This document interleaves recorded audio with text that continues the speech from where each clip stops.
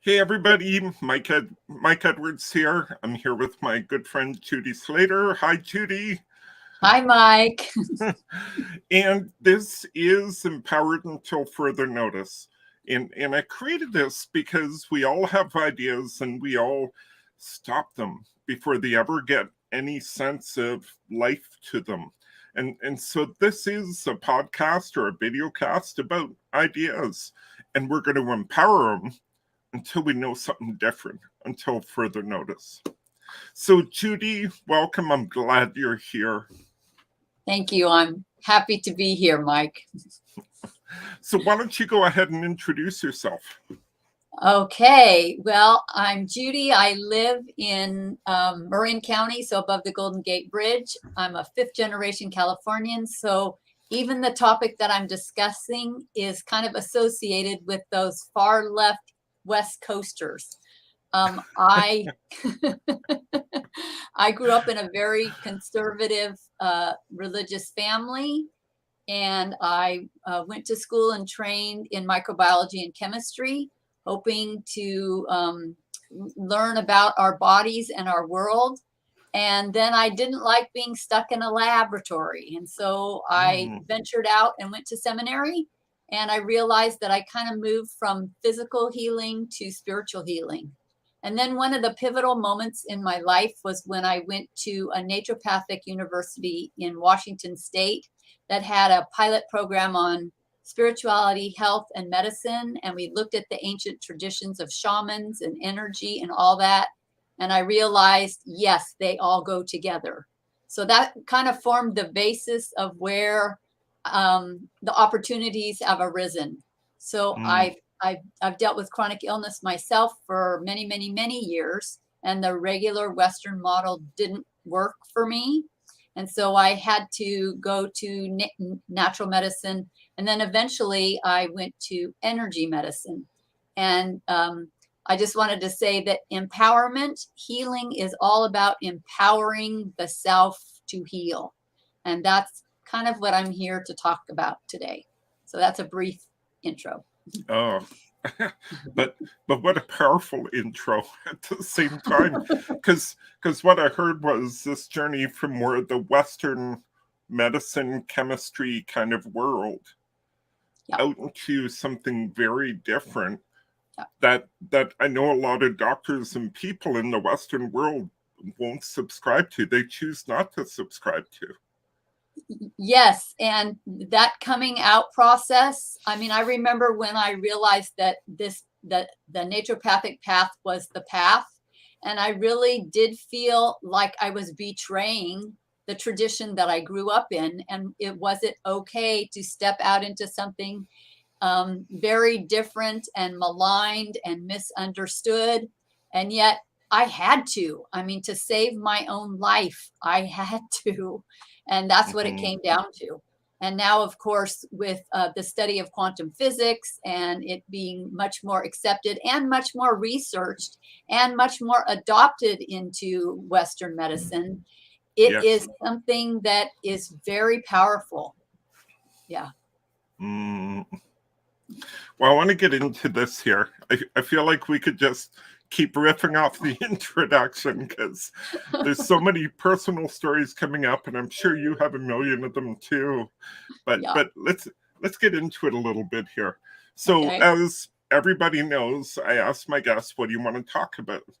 And I'm actually going to read a couple things here. One is what Judy first sent me. Some of our life experiences have left us with trauma. The trauma can be the result of relationship issues, health challenges, experiencing a natural disaster, and so much more. When this trauma is left unhealed, it will become a limitation to how we live our life. Yeah. And then Judy and I were going back a little bit, and I love the definition of trauma you have here, because too often I think people think trauma has to do with, being involved with a horrific car crash or, having like something horrible, right? Like those really physical things. But I loved your definition here. Trauma, in its basic definition in the holistic model, is uncharged, discharged residual energy after an event perceived by the body to be traumatic. Thus, healing is done by discharging the energy in a safe, gentle way, often without even referring to the trauma itself.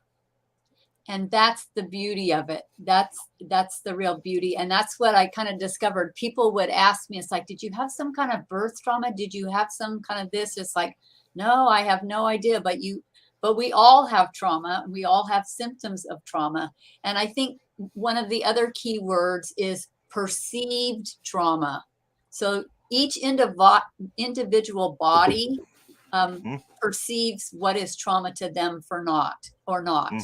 And so it's not the PTSD. And, thank goodness now they've also acknowledged that the ACE scores, adverse childhood experiences, as traumatic. But as recently as a couple years ago, abuse is not listed in the DSM, so it can't really be a diagnosis, which is just really anyway. Interesting. Yeah. But trauma can come from, having dental work. It can come from falling off of something. It's very broad. But it's a physical body reaction that causes separation. So you kind of dissociate from yourself. Yeah. And for me, the important thing in there is it's individual. Yes. Right. Like I can think of times in my life where people are talking about, why are they so stressed out about work? Like what's the problem here? It's not that bad. And you should see my stress. But it's relative. It's very individual. Am I right? Yes. And trauma actually is ancestral. I mean, it moves through generations. And I think we've all heard studies about people that have been in concentration camps and people who've had, war over generations. And part of that trauma is when you're traumatized, you're looking for an enemy. And so a lot of our world these days is looking for that enemy that's very unknown because it's generations back from war or other kinds of abuse and trauma. So each person carries that level in them as well as in this lifetime physical experience. Right. Yeah. I just want to pause for 1 second. I have like 3 questions coming up on my mind, but just pause for 1 second. I see somebody's watching us. Welcome. Please feel free, wherever you're watching us from, just comment. And we'll put it up and we'll interact. We'd love to hear your questions or thoughts, and please. So is what you're saying then, hypothetically, I could have trauma that's actually not mine. Yes. It's actually from a generation or 2 past. Yes. So unknown trauma or yes. That's and I actually have a book on my bookshelf that says it didn't start with you. Because and that has to do with family constellation work, where you look back at the generations before and kind of see what originated. And I'm going to throw in kind of one other definition. I kind of said that it's about spiritual healing, but the spirit is about 100%. Well, it's about the love bond being broken. So anything that's broken the love bond, it's so hard to say, can result in illness or trauma. So you look at things like divorce and suicide and miscarriage and, alcoholism and all that kind of stuff. And all those things have the potential to inflict that kind of unknown trauma. I think that's really important because, I don't have to be fired. I don't have to go through a divorce. I don't have to experience it myself. But too often we ignore that family history and what that's brought to us in very subtle ways, I would say. Yeah. Yeah. And then you realize, oh, maybe that's why everybody's eager to have their genealogy done these years, to hear some of those stories and to kind of go back. They're searching for something. And to hear those sad stories as well as the successes. Mm-hmm. Yeah. So okay, so we all have this, Yes, right? we do. Like Welcome um, to the human world. exactly. I don't know if you've studied her work, but I've studied some of the work of Virginia Satir. So the idea Yes. of family constellation, Mm-hmm. right? Like that's what you're talking about. Yeah. Yes. So from your perspective, like how do we even start to change this? Because the impact of that trauma is significant. Yes, it's significant. And like I said, you don't even really need to know what it is to heal it. And that's the thing. Healing is about using your innate wisdom in your body, and I use intuition, whereas cure is more of that Western model of intervention with drugs and surgery and treatments and that sort of thing. So Yes. everybody has the power, and I use my hands a lot in my work and teach a lot of things. So everybody has that power as close as their hands. And so really, in the intro, you talked about the blocked energy, and it's really about unblocking that energy with gentle movements and tapping and releasing, and then of course, and then other ways. But those are the easiest. Mm-hmm. Yeah. So this releasing of energy, though, like what is that energy, and what's the impact of not releasing it? Okay, so one of my beliefs is that energy created the universe. Everything is made up of energy. That's who we are. Our thoughts are energy. Our emotions are energy in motions. Our bodies are energy in a more dense form. The relationship and conversation that I'm having with you now is an exchange of energy. And one of the things that happens is we pick up other people's energy all the time. And that's what makes us sick because it Mm-hmm. goes to places in our body. So I'm gonna actually teach you the finger holds for emotion. And this is the free gift on my website that you want me to mention later, but I'm going to mention it now. It's just Awesome. called the finger holds for emotion, and it's based on Jinsen Jitsu, and everybody can do it. So it's hard for me to figure out where I am in the screen. Yeah. Okay, so Perfectly centered.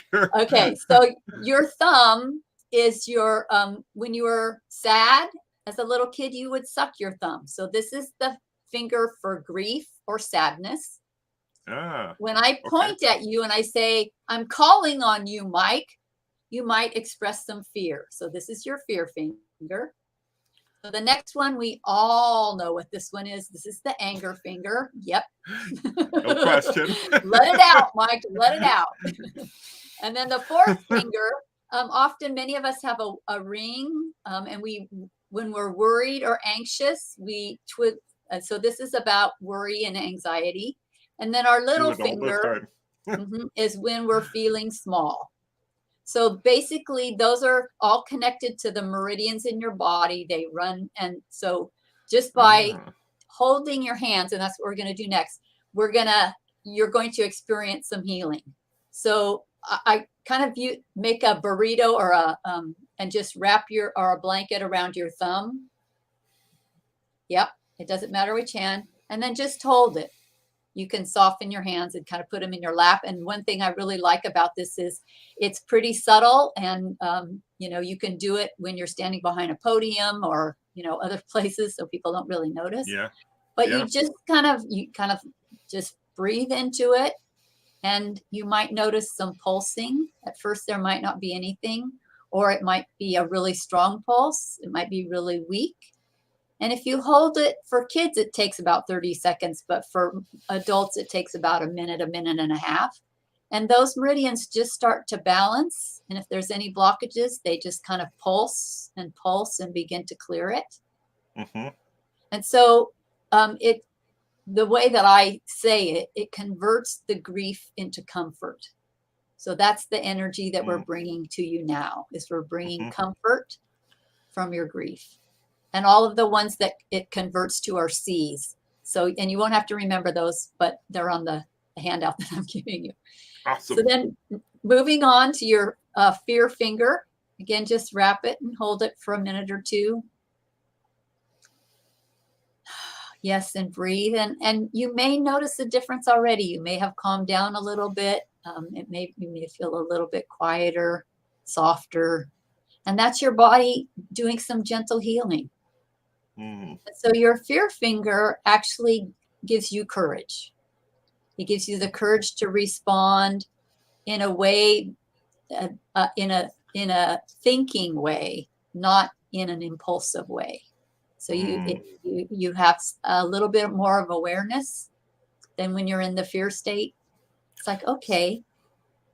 So that could be the kind of thing where the conversation's getting heated, or like whatever it is, and I'm feeling overwhelmed. Could calm that down. Yep. You just run through the fingers. But yes, this one for fear. You're giving an important talk in 5 minutes. Just go to this finger. Okay, and then your middle finger, just hold that one. And think of, letting out the anger that you have, the anger that's been imposed on you, the anger that the world's holding right now, and just begin to release it. And this one, we offer compassion, because we all suffer. And a lot of it is we suffer from the trauma that's not being acknowledged. And just this gentle healing work makes a huge difference. And also you offer self-compassion to yourself. As a human being, we deal with our emotions, and we're not really taught how they can help us, and the messages that they're trying to get us to listen to. And in today's world, with social media and everything going on, this could be a useful one. This is this is a very useful one. That's why this is the first exercise I teach to everybody, because like I said, everybody can do it. Yeah. Okay. Then the next one is the worry anxious finger. And again, we're moving from anxious and worry to calm. Letting go of the anxiety. Yeah, letting go of that letting go of the anxiety, and I'm blanking on the word, to transforming it into calm and serenity and peace and all those words. And then your final finger, your little finger, this is when you're feeling small and defeated. It transforms to confidence. Yeah, the words that were coming to me was, I'm bigger than any problem. Yeah. Exactly. Yeah. And that's why even this simple thing is so empowering, because you can do it for yourself. Yes. Yeah. And that's it. So I think what I'm hearing here, very powerful. Thank you for sharing that. And we'll get you to share a link at the end to make sure people can find it. Sure. Your handout. But doing these things says to me then that healing is an ongoing thing. It's not something that happens once and you're done. Yes, healing. Yes. I mean, healing happens all the time. And it was so funny because one of your questions was like, when healing doesn't happen, it's like, well, healing only doesn't happen if you are adamant and your thoughts and your will are against it. Healing is a very gentle process. It goes through layers. Something this simple, yes, you may have noticed some shift, but the healing continues. And so the more you practice, you may not notice it in the moment, but Hmm. You'll notice later, oh, I didn't react to that as strongly, or, oh, I handled that really well, or, oh, I knew, what to do to protect myself. So that's the beauty of this kind of healing, is that it's ongoing. And once you start to heal one thing, it begins to heal other places. So, Mm. not that the healing becomes less, but those things that were huge and enormous, by the time you get to those, a Yes. lot of the energy has been taken away and unblocked. So it becomes very much simpler. Yeah. Yeah. Yeah. Well, it's the onion kind of metaphor, Mm-hmm. right? Like we release this, now we release this, and now we release Yep. that. Yep. I was going to use that one myself. So. Yeah. Awesome. So I know you do corporate work too, right? Like how does this fit in the corporate world from your perspective? I have thoughts, but I want to hear yours. Well, and I'm so glad you asked that question, because I really hadn't ventured into the corporate world, but I do things in organizations and in groups, because, when you're with other people, you're picking up their energy. So as I thought about that question, it's like, well, there's, the finger holds is great. And now we've kind of acknowledged that everyone has trauma. But really what I was thinking about was that when we go into the workspace, we go in and with that exchange of energy, but then we don't give it back to them. So one of the practices that I teach is called neutral separations. And what you do is, after every conversation, I mean, I've set up structures. So like every time I, walk out of the doorway of a meeting, or walk into a meeting, mostly out, or when I get in my car, or when I hang up the phone, or when I click off the Zoom thing or whatever, I just naturally do this very simple process of neutral separations. And what that means is it has to be neutral. So I'm going to do it with you, Mike. So we say 5 neutral things about us. So I will say, you live in Canada, I live in the United States. I'm wearing a green shirt and you're wearing, I'm going to say, sage. You have white hair, I have auburn hair. You work in a corporate office and I'm self-employed. And so then what I do with my hands, just for the effect, is I gift you back your energy. So my hands are pointing to you. Then I turn, and then I take back my energy, and I ground myself in present time. And by grounding myself in present time, I'm leaving the past behind. I'm not going into the future. And that separates my energy, because the goal is, we want to be 100% full of ourselves. And I do say that as a pun and a joke, but that's our natural state. And when you're in the workplace, you are not, I mean, you may be full of yourself, but you're not 100% full of your own energy. So the more that you can act from that place, the less that other people's energy can come in and make you ill. So that's the biggest practice that I teach my clients, and I teach people. It's like, you have to be, you have to neutrally separate and give people back their energy during a meeting, during lunch, whatever, often. Yeah. Yeah. I love that. And I just imagine there might be some people going, give them their energy back, take my energy. Like, they're going to be like, what? That doesn't happen in the corporate world. And I want to challenge them. Yeah. Because what I often point to is, how many times I'm going to speak for myself.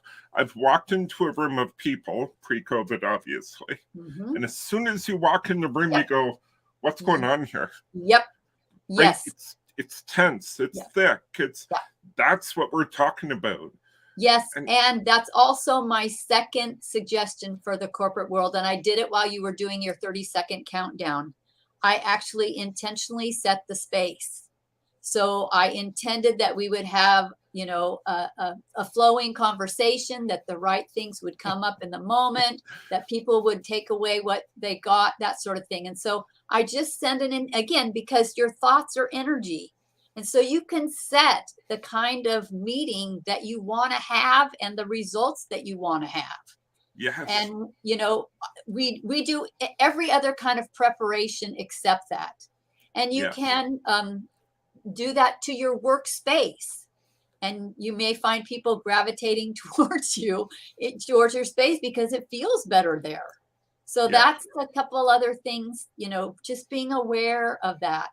And then there's one more that I would, you know, offer, but we'll see where you want to go with this. Yeah, the one I'm going to throw in there is, you know, I've been in meetings where there's a lot of upset happening, and, you know, like, yeah, I notice inside of me, I'm starting to feel anxiety. I'm starting to feel upset. Yeah. But it's not mine. Right. And so I go, wait a minute, what is this? Wait, this isn't mine. Yeah. Yeah. Yeah. Right. So I've taught you how to give it back, but I haven't taught you how to protect yourself. Because we actually, and you've probably heard the word aura, and it may mean, I don't know what it means to you, but aura is basically a second skin. It's a protective second skin around you. It's usually egg-shaped. It's usually about 12 inches outside of you. Some people's is squished in, some people's is big, kind of, if you need a lot of protection, like when you're in really crowded rooms, I kind of expand mine, or if I have to squeeze into a space, I'll squeeze it down. But what I encourage people to do, again, walking into the room or setting up some kind of structure, I do it every morning when I get out of bed. I put my feet on the floor, I ground myself, and then I put this aura around me. And then I put a reflective, protective surface on the outside. So any energy that comes to me won't come into my body and make me sick, but it's reflected back to the person. Because we take energy in the weak places of our bodies. So a lot of people's stuff goes into the second chakra, a lot of it, which is your pelvic area. A lot of it goes into your heart, not your head so much, but you know, that's another whole, that's another 5-hour thing. I'm kind of just sticking with the body here. Yeah. But yes, and so in those kinds of meetings, you know, you want to sit in your egg-shaped little carton. And I actually kind of use eggs in an egg carton. In a meeting, you're one of the eggs in an egg carton because you're in a contained space. So protect yourself. Right. Yeah. Wow. There's so many places we could go, like you said, like with the head. I can come back another time, Mike. This doesn't have to be the only time. I would love that, absolutely, because this is like basic 101. Yeah, and I think it's such an important topic. Yeah. Right. A lot of my audience is, you know, they're in the corporate world. Not all of them, but a lot of them are in the corporate world, and too often this kind of stuff is seen as woo-woo, and it doesn't really belong here, and it's not real. And no, it's very real, and there's information to be had from it. Yeah. And there's trauma to be, you know, absorbed from it. Right. And so if you're aware of it, you can start to deal with it. Mm-hmm. And the reason that I started doing these workshops, I'm calling it building resilience, because we had so many fires in our area that people were just traumatized. Yeah. But the more I realized, it's like, you know, doing it in the workspace, you know, just a 1-hour workshop on some of these basic things, it shifts everything. I mean, it really can bring people together. It takes away this, you know, it clears things. And so I feel that it's really important. Yeah. No, I agree. I think it's the key to the things so many companies and leaders are looking for. Creativity, innovation, productivity, whatever word you want to put in here. Absolutely. Yeah. And that's why when, you know, you asked me about healing, it's like, well, yes, I do a lot of physical healing, but there's the relational healing, there's the healing of money, there's the healing of workplaces, there's the healing of the past. I mean, it just goes on and on and on. And again, it's this really simple concept that anybody can do. And it's not a money maker in that sense of the word, but it's Right. really transformative. It can shift a whole culture. Yeah. And that's No, what I we need totally right agree. now. And that's why I'm M- doing this work.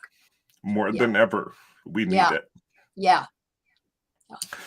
So what do you want people to take away from this call?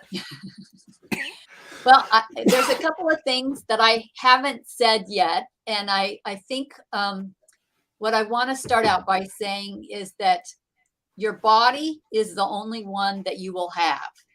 And so the message is to take care of it, as the best you can, starting now. And then also that it's also the longest relationship that you'll have with yourself.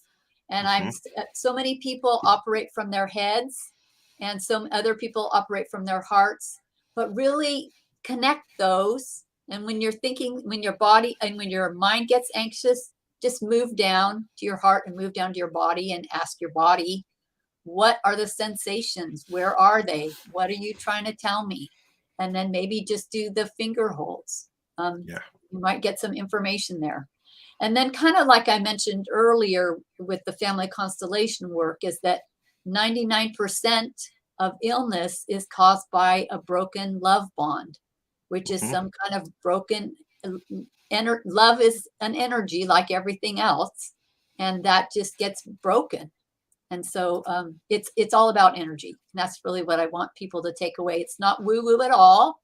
No. Energy is very based in science, and our ancestors knew it and used it all the time. And we've kind of thrown it out or ignored it. But it really wants to be in this space. Yeah. I think historically, yes, that's true. We especially in Western culture, we've ignored it. But Yes. science is bringing it back in, and there's a lot of science-based things about how real this is. Well, and it's also interesting in the environmental movement, we're going back to Yeah. the practices of the indigenous cultures, Yes. because we really failed in that sense. And it's like, yes, they're the ones that know how to heal not only the earth, but, using the plants and using the energy that's in them. Yeah. Absolutely. Yeah. So, yeah, Judy, I'd love to have you back at some point. Let's make sure that happens. Okay. This has been fascinating. Um, so how do people find out more? Like you mentioned the Okay. handout you have. Okay, I'll go through it again. So my website is Interlude Coach. And so it's INNER. In other words, take a break in your day. If you know about music, they have interludes, but this is Interlude Coach. So take an inner break. And then you'll see there, and it just says get my free gift. And what the free gift is the finger holds. And then I'm also on Facebook as Interlude and Associates. So those are the two main places that I'm hanging out. And then, of course, from there, there's lots of offerings that I'm gearing up and presenting. So I'm Awesome. out there. Sounds like a great opportunity.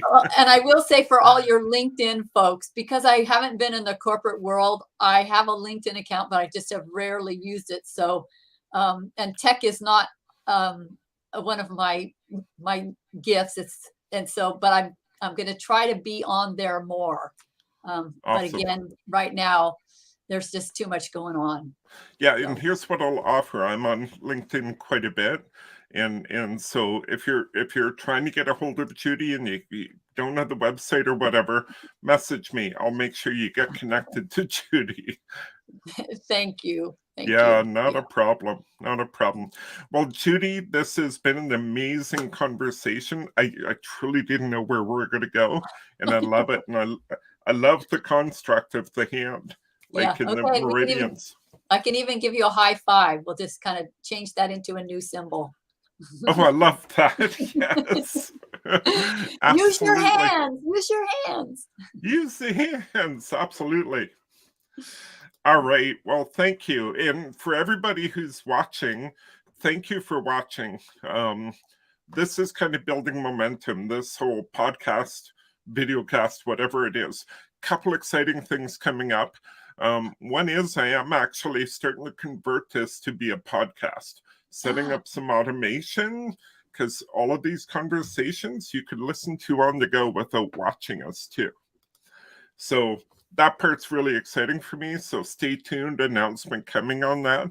The other part is this coming Tuesday, September 6th at 5 p.m. Eastern. I'm talking with Dr. Candace Goodwin. Oh, And yeah, Judy, I know you know her too. Yeah. Every one of these I get excited about. So we'll see where that one goes.